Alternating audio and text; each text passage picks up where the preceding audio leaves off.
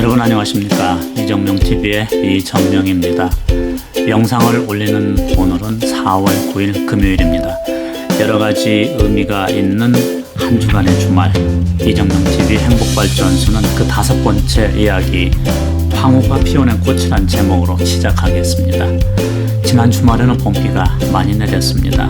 건조한 대지를 적시고 꽃과 나무에 생명수로 내린 봄비로 세상의 모습이 달라지고 있습니다. 분명 투명한 비가 내렸는데 비가 그치자 대지는 연두빛으로 연초록으로 변해가고 있습니다. 사람들도 그것을 보고 삶의 활력소를 느낍니다. 이런 것이 하늘에 내리시는 자연의 신비입니다. 저는 김포공항 앞에 있는 벚나무공원에서 내리는 비를 보았는데 한 입 한 입 떨어져 빗물에 내려가는 벚꽃잎도 함께 보았습니다. 사실 빗물에 떠내려가는 것은 벚꽃잎과 함께 봄날도 떠내려가고 있었습니다. 봄이 흘러가는 모습을 본 것 같았습니다. 1년 중에 이런 풍경을 볼 수 있는 날은 많지 않습니다. 물 오른 버드나무를 보면서 바람을 느끼고 빗물에 물이 지어 흘러가는 벚꽃잎을 보면서 봄날이 가는 것을 보았습니다. 한순간 얼굴을 스치는 차가운 바람과 발 아래 흐르는 빗물을 보고 들으며 느낀 것은 몸과 마음이 건강하기 때문에 그날의 자연현상을 보고 듣고 느낄 수 있다고 생각했습니다. 이럴 때 하늘에 감사하는 마음이 저절로 나오게 됩니다. 아르헨티나 시골 출신의 가수인 메르세데스 소사는 15살의 가수가 됩니다. 가수로 데뷔한 후에 중남미 군사정권 시절 자유와 희망을 주제로 한 노래를 많이 불렀다고 합니다. 이 일로 가수는 유럽으로 추방되기도 했는데 귀국 후에 부른 노래가 생애 감사해입니다. 이 노래 가사는 6연으로 되어 있었는데 각 연의 시작이 모두 생애 감사해, 내게 많은 걸 주어서로 시작합니다. 잠시 소개해드리겠습니다. 생애 감사해, 내게 많은 걸 주어서.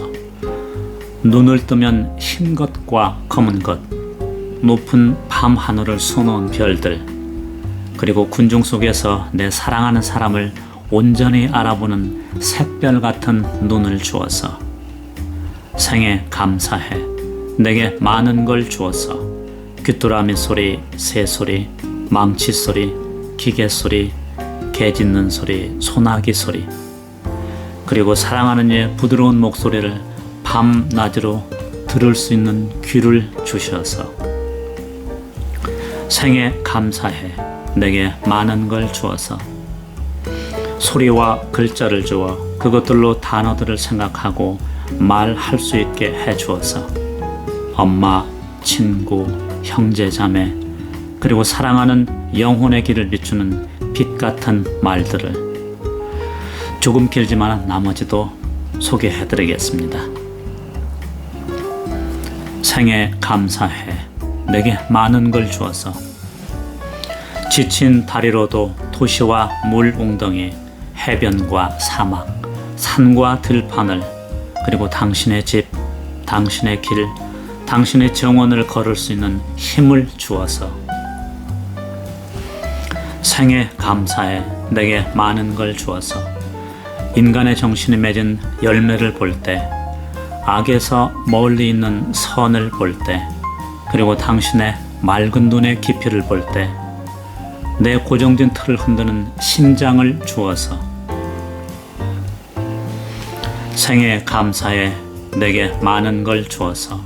웃음과 눈물을 주어서 그것들로 행복과 고통을 구별할 수 있게 해 주어서. 그 웃음과 눈물로 내 노래가 만들어졌지. 당신의 노래도 마찬가지. 우리들 모두의 노래가 그러하듯이 나의 이 노래도 마찬가지. 생애 감사해, 내게 너무 많은 걸 주어서. 네, 노래 가사는 여기까지입니다. 어려움을 겪고 난 뒤에 생각해보니까 지금 살아서 느끼는 모든 것들이 감사에 넘친다는 마음 깊은 곳에서 우러나오는 뜨거운 고백입니다. 형태는 다르지만 우리도 종종 시인의 고백을 듣게 됩니다. 윤동주님의 시 몇 편을 예를 들자면 죽는 날까지 하늘을 우러러 한 점 부끄럼 없기를 잎새이는 바람에도 나는 괴로워했다고 시작되는 서시가 있고요. 자화상이라는 시에서는 산모퉁이를 돌아 논가 외따 노무를 홀로 찾아가선 가만히 들여다봅니다. 그렇게 말하면서 우물을 통해 자성찰을 하는 모습의 시도 있습니다. 참외록이라는 시에서는 사연에 밤이면 밤마다 나의 거울을 손바닥 발바닥으로 닦아보자 하면서 자성찰을 위한 치열한 노력이 엿보이는 대목도 나옵니다. 물론 암울한 시대 상황에 따른 소명의식이 강하게 작용한 시지만은 시대는 달라도 시인들의 자성찰은 변함이 없습니다. 문정희 시인의 비망록이라는 시는 읽는 순간에 그 마음이 바로 우리에게 전해집니다. 비망록 문정희. 남을 사랑하는 사람이 되고 싶었는데 남보다 나를 더 사랑하는 사람이 되고 말았다. 가난한 식사 앞에서 기도를 하고 밤이면 고요히 일기를 쓰는 사람이 되고 싶었는데 구겨진 속옷을 내보이듯 매양 화물만 내보이는 사람이 되고 말았다. 사랑하는 사람아, 너는 내 가슴에 아직도 눈에 익은 별처럼 박혀있고 나는 박힌 별이 돌처럼 아파 이렇게 한 생을 허둥거린다. 네, 시인의 소망은 도입부에서 그대로 나타납니다. 남을 더 사랑하는 소망을 가졌지만 생각하고 성찰해보면 남는 것은 회한입니다. 그런 것이 우리 마음이라고도 할 수 있습니다. 사람의 마음에 관해서는 옛사람도 똑같습니다. 자신의 마음 챙기기가 정말 어렵다는 것을 조선 정조 때 다산 정약용은 형인 정약현에게 보내는 편지에 이렇게 쓰고 있습니다. 나라는 것은 그 성품이 달아나기를 잘해 드나들매 일정한 법칙이 없다. 아주 친밀하게 붙어 있어서 배반하지 못할 것 같으나 잠시라도 살피지 않으면 어느 곳이든 가지 않는 곳이 없다. 이익으로 유도하면 떠나가고 위함과 재화가 겁을 주어도 떠나가며 새카만 눈썹에 흰니를 가진 미인의 요염한 모습만 보아도 떠나간다. 그런데 한 번 가면 돌아올 줄 몰라 붙들어 만류할 수 없다. 세상에서 나보다 더 잃어버리기 쉬운 것이 없다. 어찌 실과 끈으로 매고 빗장과 자물쇠로 잠가서 지키지 않는가. 네, 조윤지 씨가 쓴 다산의 마지막 습관이라는 책에 나오는 내용입니다. 다산은 마흔이 될 때까지 남들이 부러워하는 인생을 살았습니다. 천재머리로 과거에 급제를 해서 정주에 총애를 받으면서 승승장구합니다. 하지만 누명을 쓰고 귀향길에 오르면서 고통이 시작되고 바닷가 귀향지에서 화려한 지난 날들이 잃어버린 시간이라고 한탄을 합니다. 그래서 잃어버린 날을 찾아 성찰을 했고 마침내 그곳 귀향지에서 자신의 삶의 가치와 희망이 학문에 있음을 깨닫고 지필에 열중을 합니다.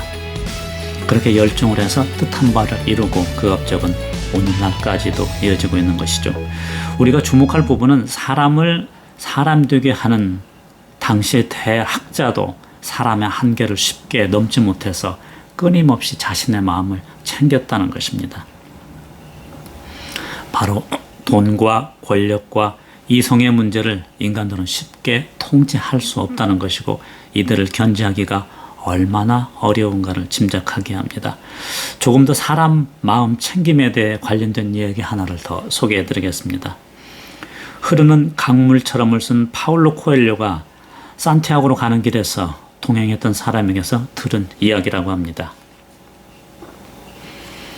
기원전 250년 무렵에 중국의 어느 왕자가 결혼식을 올리게 되었습니다. 왕자는 미래 황제가 될 몸이었기 때문에 훌륭한 황후를 찾아야 했습니다. 이에 따라서 인근에 있는 모든 처녀들을 불러 모으게 됩니다. 그런데 오랜 세월 궁에서 일을 했던 여인 하나는 그 간택령 소식을 듣고 몹시 걱정을 합니다. 여인의 딸이 왕자를 연모하고 있었기 때문이었습니다. 여인은 딸에게 간택령 소식을 전하게 되었고 어머니의 말을 들은 딸은 예상대로 자신도 궁으로 가겠다고 합니다. 하지만 어머니는 가지 말라고 딸을 말립니다. 그러나 딸은 비록 자신이 절대로 왕비로 뽑히지는 않겠지만은 한 번이라도 더 왕자를 볼 수 있게 돼서 좋은 기회라고 생각하면서 어머니의 반대를 무릎을 쓰고 궁에 들어가게 됩니다. 딸은 그렇게 궁에 들어갔습니다. 과연 아름다운 처녀들이 화려하게 장식한 옷을 입고 모여 있었습니다. 예고 왕자가 모인 처녀들에게 과제를 제시를 합니다. 그대들 모두에게 각각 씨앗 한 알씩을 주겠소. 그 씨앗으로 6달 안에 가장 아름다운 꽃을 피워오는 이가 장래 이 나라의 황후가 될 것이오. 그렇게 말합니다. 처녀는 씨앗을 가져와서 화분에 심었습니다. 그녀는 그런 것을 키우는 것에 능숙하지는 못했지만은 꽃의 아름다움이 자신이 품은 사랑의 크기를 말해줄 거라고 굳게 믿고 화분에 온 정성을 다 쏟았습니다. 그러나 그녀의 정성과 기대에도 석 달이 지났는데 씨앗은 움이 트질 않습니다. 다급해진 처녀는 정원사와 농부들을 만나 온갖 방법을 다해서 꽃을 피우려고 노력을 합니다. 그러나 아무 소용이 없었습니다. 그와 반대로 그녀의 왕자에 대한 사랑은 나날에 갈수록 더욱 자랐습니다. 결국 왕자가 정한 6달에 다 되었지만 씨앗의 싹은 돋아나지 않았습니다. 그녀는 어머니에게 이렇게 말합니다. 비록 씨앗에서 싹을 틔우지 못했어도 왕자를 볼 마지막 기회이기 때문에 저는 궁으로 들어갑니다. 이렇게 말을 합니다. 모두가 모인 자리에서 처녀는 빈 화분을 들고 들어갔습니다. 다른 여인들은 어떻게 했는지 모두 화려하고 아름답게 핀 꽃을 들고 모였습니다. 드디어 기다리던 순간 왕자가 아가씨들이 들고 온 꽃을 둘러온 후 발표를 했습니다. 왕자는 여인들 가운데 싹을 틔우지 못한 화분을 들고 나타난 처녀를 선택하게 됩니다. 그러자 여기저기에서 항의가 일어납니다. 왜 싹도 틔우지 못한 화분을 든 처녀가 선택됐느냐는 것이었습니다. 왕자는 조용하게 그 이유를 설명을 합니다. 저 여인이야말로 황후의 미덕이라는 꽃을 피워낸 사람입니다. 바로 정직이라는 꽃입니다. 내가 여러분에게 나눠준 씨앗은 싹을 틔우지 못하는 씨앗이었습니다. 자신의 마음을 속이지 않은 진실이 정직의 꽃을 피워낸 것이죠. 예나 지금이나 마음 챙김이 얼마나 어려운 일인가를 실감할 수 있는 일입니다. 욕심이 깃든 재물은 소금을 같다 그러죠. 마실수록 목마르다고 하는데 요즘 우리 주변에서도 많이 듣게 되는 이야기입니다. 이럴 때 필요한 것이 내 마음을 챙겨주는 시 한 편, 경전 그리고 자연이라는 생각이 듭니다. 새 아침은 새로운 마음으로 시작을 하듯이 새로운 준비와 출발이 필요합니다. 마음을 울리는 시 한 편이 필요합니다. 이정명TV 행복발전소 그 5번째 이야기 황후가 피워낸 꽃은 문정희님의 시 비망록을 다시 한번 보내드리면서 마칩니다. 오늘도 감사하며 보내는 행복한 봄날 되시기 바랍니다. 비망록 문정희. 남을 사랑하는 사람이 되고 싶었는데 남보다 나를 더 사랑하는 사람이 되고 말았다. 가난한 식사 앞에서 기도를 하고 밤이면 고요히 일기를 쓰는 사람이 되고 싶었는데 구겨진 속옷을 내보이듯 매양 화물만 내보이는 사람이 되고 말았다. 사랑하는 사람아, 너는 내 가슴에 아직도 눈에 익은 별처럼 박혀있고 나는 박힌 별이 돌처럼 아파 이렇게 한 생을 허둥거린다. 네, 이정명의 행복발전소는 매주 금요일에 유튜브를 통해서 업로드됩니다. 그리고 창작 동화, 시간과 지혜의 소중함을 주제로 한 어른들을 위한 동화, 바다를 모르는 소년 이야기는 매주 월요일에 업로드됩니다. 어른들을 위한 동화, 바다를 모르는 소년은 이제 그 8번째 이야기가 펼쳐집니다.